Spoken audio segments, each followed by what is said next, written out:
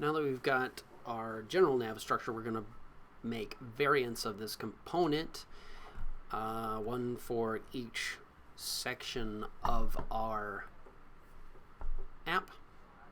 So let's go ahead and make this, we'll make this one the base. So we'll make one for, ooh, Java available, great. We'll make one for home. So I'm going to click the component and change that state from up to hit. Grab that top one again. Make a new variant. So it's going to grab that first one. So by having this base, it prevents us from having to switch home back. Okay, and back here to nav. Okay. Favorites. Oh, I forgot to do this. All right, I'm going to select all these. Right now, this is set to scale.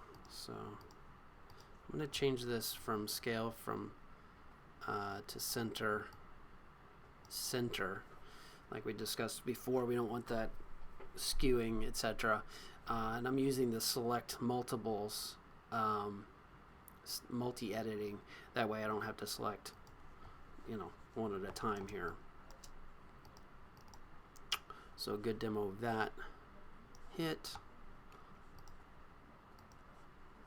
Back to nav.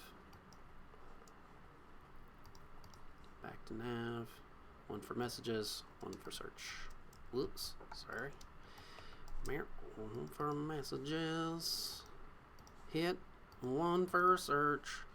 I've been searching for that search. Okay, so now we got all of these. Ooh, that's looking good. All right, so now we need to make sure we name this.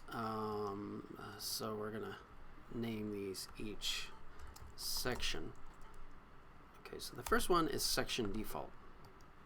The second one will be section home. The third one will be section schedule. This one will be section favorites. This one will be section messages. Whoop. And then this one will be section search.